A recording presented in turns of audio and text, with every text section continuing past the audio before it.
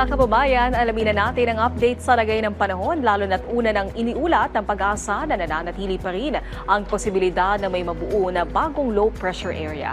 Yatid sa atin yan ni Pag-asa Weather Specialist Liza Esculiar. Magandang hapon sa iyo, Naomi, at para sa lagay ng ating panahon, ang Tropical Depression ADA ay nasa loob pa rin ng Philippine Area of Responsibility. Muli itong namataan ay 820 kilometers east of Northern Luzon. Taglay po nito ang lakas na hangin pa rin na 55 kilometers per hour malapit sa gitna at bugso ng hangin naman na naabot ng 70 kilometers per hour. Ito ay kumikilos pahilagang silangan sa bilis na 20 kilometers per hour. Inaasahan na mamayang gabi ay nasa 1,010 kilometers east of Northern Luzon naman po ito, ngunit sa loob pa rin ng Philippine Area of Responsibility.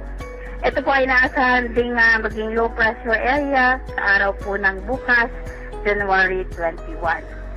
At wala naman po tayo nakataas na tropical cyclone wind signal sa anumang bahagi ng ating bansa. Pero dahil sa amihan, asahan po ang maalong karagatan dito po sa may area po ng Batanes, Babuyan Islands at sa ilang bahagi po ng Hilagang Luzon. Samantala, merong panibagong sama ng panahon tayong namataan sa labas ng Philippine Area of Responsibility.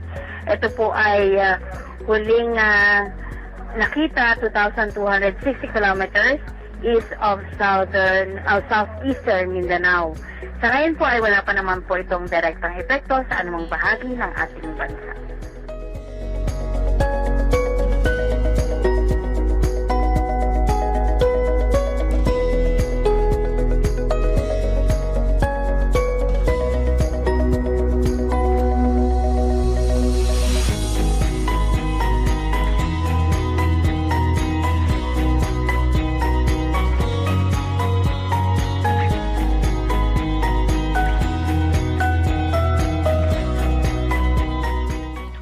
At ito naman po ang top 3 na pinakamababang temperatura ngayong araw. Naitala po ang pinakamababang temperatura ngayong araw dito po sa Baguio City. Nasa 15.6 degrees Celsius po ang naitalang temperatura. Samantala pangalawang pinakamababa ang temperatura dito po sa PSU sa May Benguet.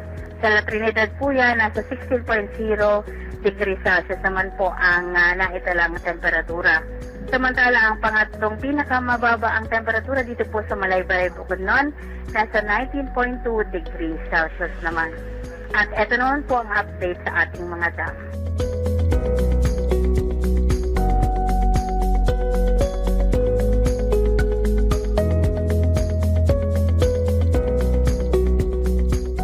Mula po dito sa Weather Forecasting Center ng Pag-asa, ito si Liza Esculiar.